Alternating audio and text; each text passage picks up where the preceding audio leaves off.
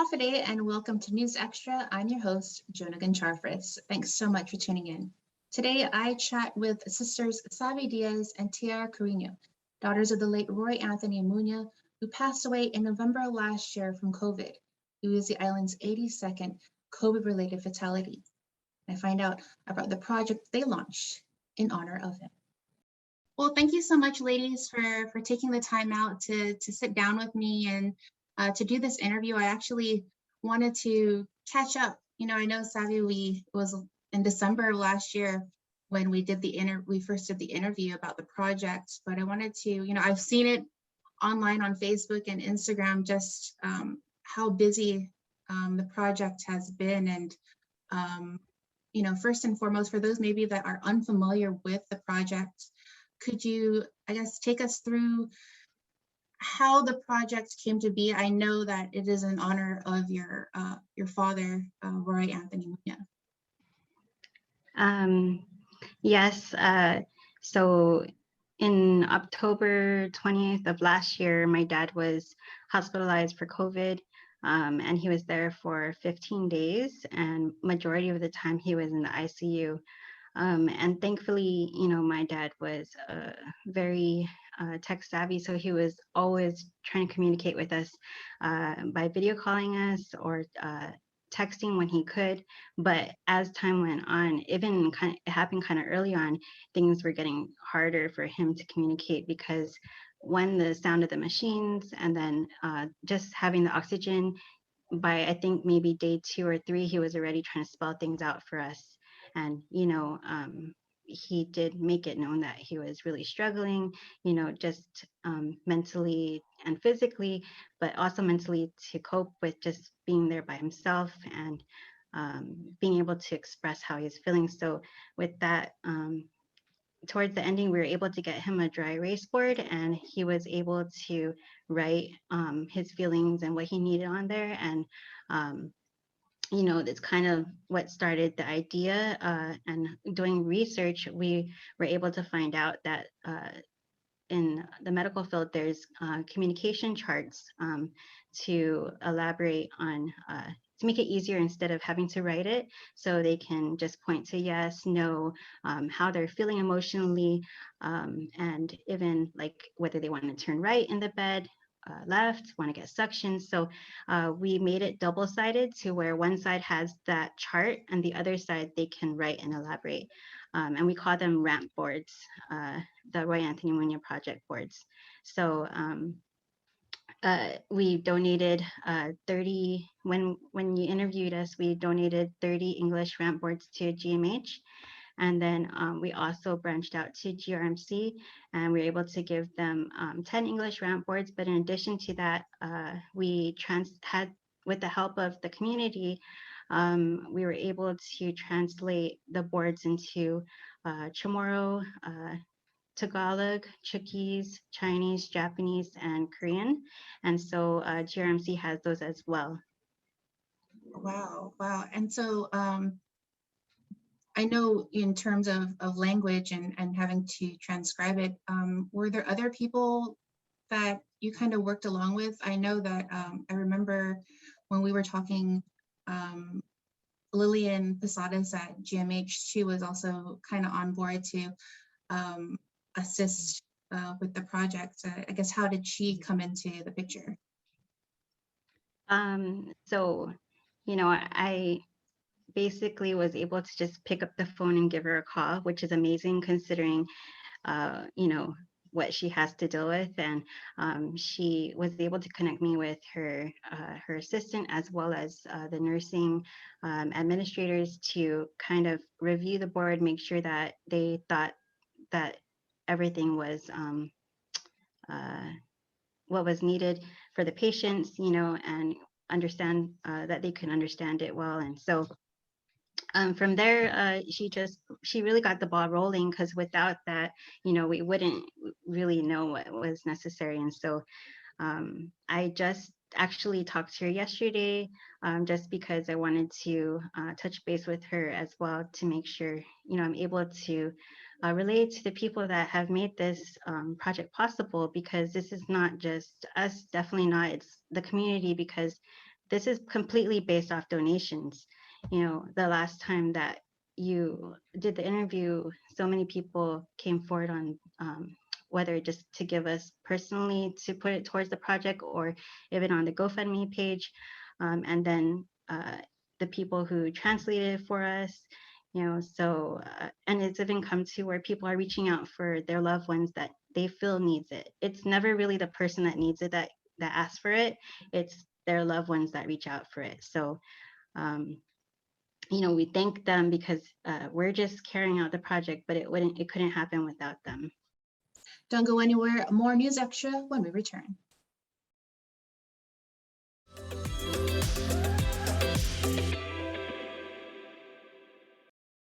Hafaday and welcome back. I'm talking with sisters Savi and Tiara, daughters of the late Roy Anthony Muñoz, who passed away from COVID last year, and the project that they launched in order to keep his memory alive. Tiara, you're stateside, and a lot of what I see you doing is through the Roy Anthony Muñoz Project Facebook page. And I know that you've been quite busy. I mean, you've been all around. I guess, could you tell us how, I guess, how word traveled, or how, I guess, how the word got out about the boards, and how, if you can take us back, if you can remember back to the first, I guess, request stateside. Yeah, so it really started out with reaching out to the local hospital. I have, I guess, I have a connection with OHSU, which is the Oregon Health and Science University. We've had family go there, and then I had my daughter there. So they were the first one that came to mind, and I just reached out to their foundation office, and they were able to connect me with the nurse manager, and got approved to donate boards to them. And then, so that was back in March, I believe. And then about a month or two later, we were able to reach out to Peace Health Southwest. That's located in Vancouver, Washington. So I'm in Portland, and it's just over the river. And we were able to donate to them as well through their foundation office. And then I've basically just been reaching out to each individual facility individually through either their foundation or the nursing administration. And then, let's see, we had Seihutsu Medical Center in Fort Defiance, Arizona. That one actually was the first one out of state that I reached out to, because my brother-in-law, Brian Carino, actually is a doctor there. So I wanted to see if they could use it, especially since the BIPOC Native American community has been hit so hard by COVID. And then, let's see what else. We had Kaiser was the most recent one, a big one actually. And those two were located in the Portland area. And then they will be distributing it to their 2 facilities. Let's see. I mean, are you surprised by the need for it? You know, I mean, we're well into over a year into this pandemic, and you know, there's areas where there's been, you know, a surge, as you know, a second or third wave, and we're seeing more and more people hospitalized. Is that what you feel could be the reason why there's been like an increase in need of these boards? Yeah, I definitely think so. One of the other things that we did was reach out on this COVID support group. really just to say that, you know, this is our story and we made these boards to help others. And really all of the people on there have experienced COVID or have seen it firsthand through a loved one. So I knew that they could understand, and we got a lot of support from that thread, where I actually was able to send out a few boards to those individuals who reached out on Facebook. And yeah, it's because this surge, I think, in COVID, and I think they might have still been, I guess, excited about the project, but even more so now.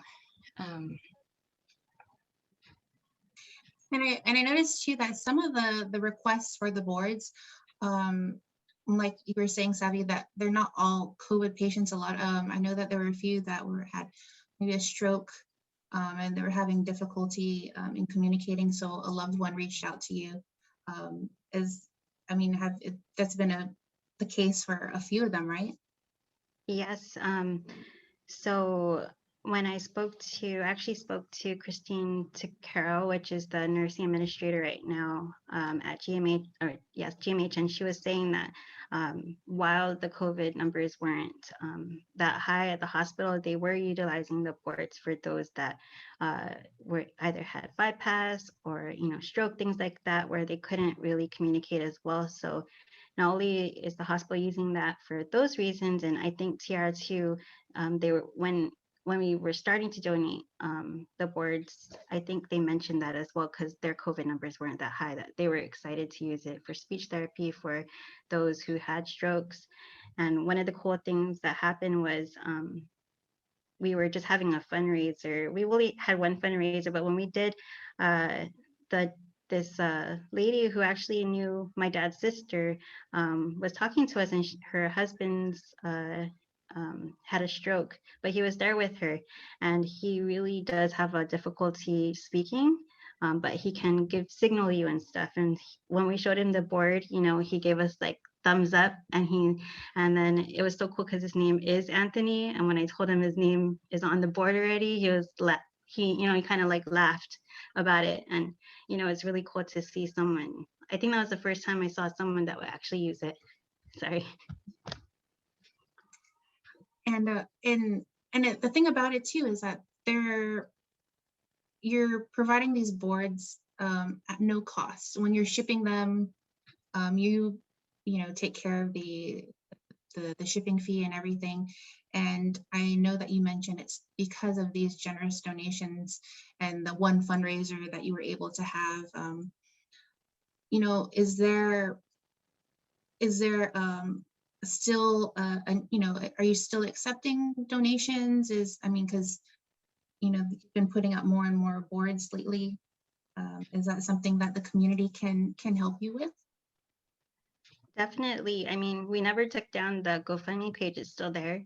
And they could even just message the Facebook page or us personally, because I think knowing what's happening right now, I think we can't bring ourselves to stop, so it's like one amazing thing that happened just like a couple of days ago is, when I did the boards here on island, we actually manually made the boards.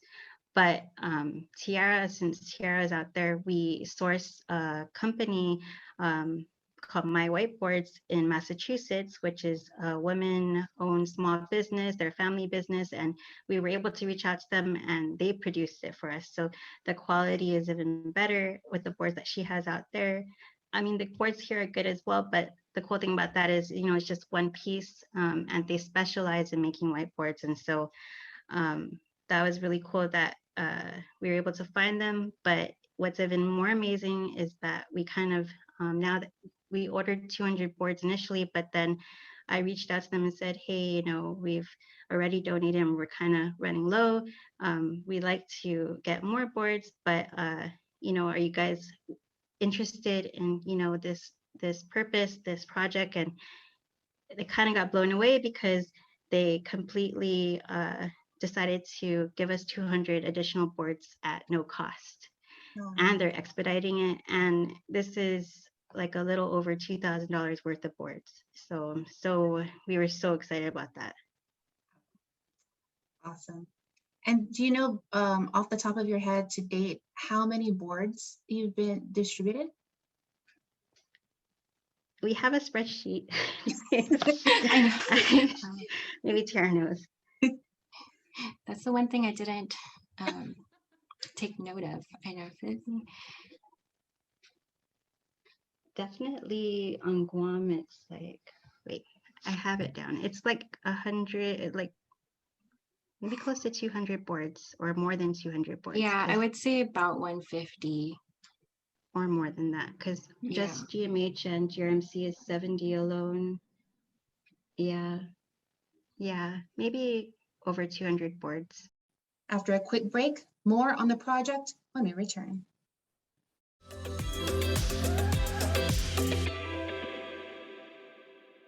And we're back. Thank you so much for tuning in. Now, if you're just joining us, this is News Extra. I'm your host, Joan Charfauros, and tonight I'm talking about the Roy Anthony Munoz project and how it's helped many hospitals, not only locally, but stateside.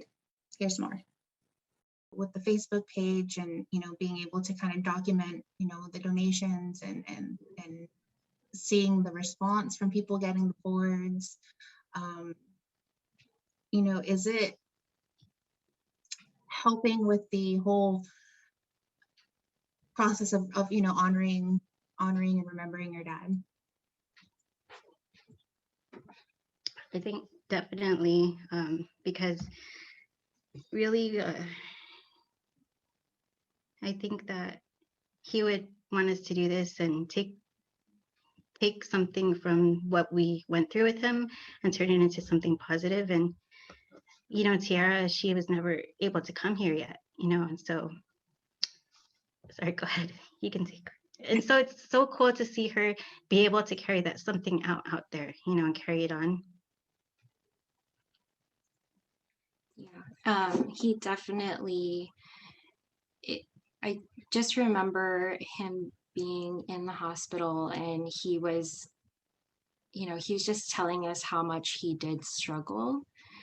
And, in turn, it was a difficult thing to deal with, not being able to understand him. And so he just kept repeating that kind of rhetoric, I guess, that, mental health was really important. And I think a lot of it has to do, one, of course, the isolation, but two, just being able to communicate in general. So I think this is something that he would be proud of. And it's almost like, he was kind of pushing us before he ever knew that this would ever happen. I know you were mentioning too, Savi, that your dad was very, very outgoing, and he would help. He'd go above and beyond to help someone out. I know you mentioned too, like he was very good with some of the homeless. He would something as simple as taking them to an appointment or just kind of chit-chatting with them, and you, like you were mentioning too, like with communicating, especially someone that is so used to talking and being chatty, and kind of having that taken away from you, it weighs hard on your mental well-being. And I think this is why the board is so important, and it's so good that it's going out to other places and other hospitals, and that there are patients that are going to be able to utilize and hopefully kind of give them a sense of a form of being able to communicate their loved ones. So I really just wanted to kind of check up on you, especially with all that I've been seeing on Facebook and seeing all the pictures and the donations to the hospitals, and I had even told you, Savi, too, like I'm going to be checking up on you. I wanted to, and I definitely wanted to do it to because we're still in this fight to beat this pandemic, and we're nearing, it's crazy to note that we're well over a year into this, and that we're even nearing, the 1-year anniversary of your in about a month and a half. In closing, is there anything down the line that you are planning to do? I know that you're mentioning like you ordering more boards and expediting of it. Is there something that you see down the future of maybe getting it out to more hospitals, or what you have in the works? I know it's limited because we're still in the pandemic, but Well, Tiara, I don't know if you want to talk about the languages that we're expanding on. Yeah, so been reaching out to the community, and especially just our close contacts, right? Trying to figure out ways to reach even more people, more patients.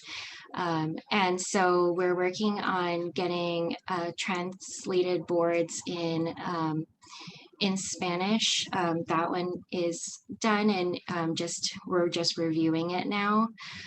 We have Navajo as well. That was a special request by the nurse manager in Fort Defiance. And then we also will be working on Vietnamese, among other languages. Out here, we also have like a big Russian community, so that might be something that we're going to be working on as well. And so just getting those boards out to the different facilities. more about the Roy Anthony Muñoz project when we return.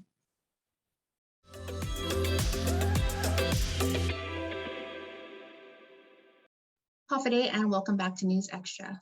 Now, throughout the show, we've been talking about the Roy Anthony Muñoz project and how many hospitals and even here it's helped.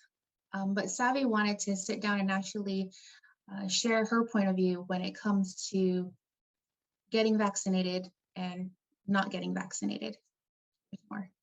Just seeing the numbers, I think it's actually, there's more positive cases right now than there was when my dad was in the hospital. And even if there's like I think there's about 50 some people in the hospital right now, which is, it is very heart-wrenching to see, because I think to other people, it's just like, oh, wow, there's 50 people in the hospital. But to us, I just imagine each person going through,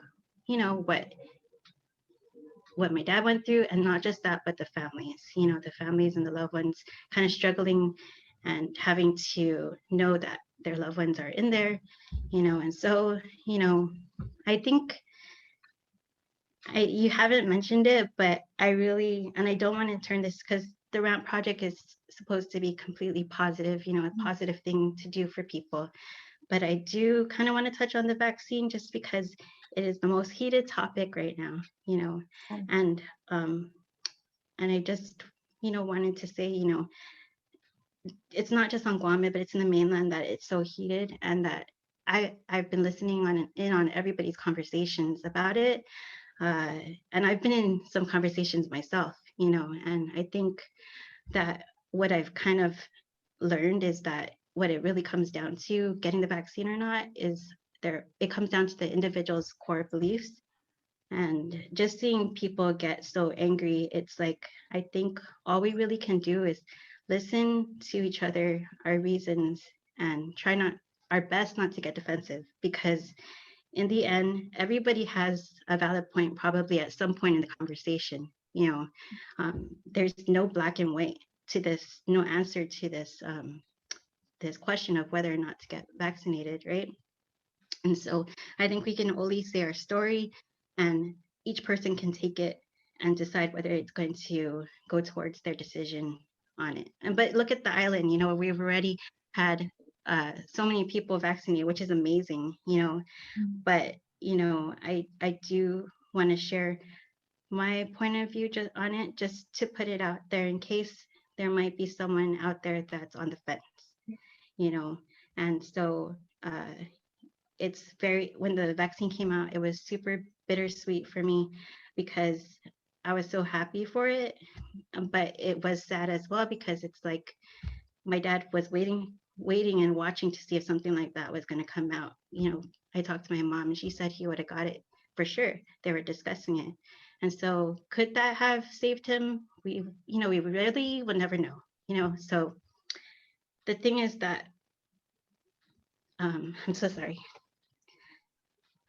So I have to work on myself as well, not getting over emotional and heated about it. But the thing is that the vaccine they already said from the get-go that you're more protected, but it doesn't stop the possibility of you getting sick. You still can get sick. It doesn't stop the possibility of you going in the hospital. But what it does do is that if you should find yourself in the hospital, and I think all of us, healthy or not, have to realize that we could be that person, should we end up in the hospital, at least you know that you have that in you to help you. Because when my dad was in there, and then it's like there's really nothing you could do, so I'm sorry, but it's like there's no surgery, there's no antibiotic they can give you. It's really lay on your stomach, take the vitamins. The doctors can do what they can do, give you the oxygen, but I just don't want anybody in that position to find themselves there and to not have that extra protection, And so I'm just going to say that, but I'm not telling anybody to do it. But should this story encourage someone who's on the fence about it and worried about it, even one person, that's enough, Yeah, I think when it all comes down to is like exactly what you're saying. And one of the things I always thought about was the families, like you mentioned, the families that had loved ones in the hospital or passed. And and if the vaccine was available, would they take it? And yeah. It's really about protecting the community and the island at this point. And the conversations have definitely been heated, and and I am thankful that you spoke out and you gave your point of view, because not many people are wanting to, because they don't want to hear the yeah it's it can get ugly, but in the end we all have something to say, and I'm sure whatever side you're on, there's a valid point and you can go back and forth, but we just have to be open to hearing it and then deciding on your own whether or not you're going to take that into consideration. And so in closing, if people want to know more information about the boards, about the project, how can they best find out that information? So you can reach out to the Roy Anthony Munya Project on Facebook. We also have the email, royanthonymuniaproject@gmail.com. If you should see my profile, feel free to send me a message. And then I think my sisters as well. Okay, I just threw that out there. But yeah, if you have a loved one that you think could benefit from this, we're not charging for these boards. We'll even ship them out wherever they need to be. As long as we're able to, we will. And is there anything you want to say, Tiara, before we close out? I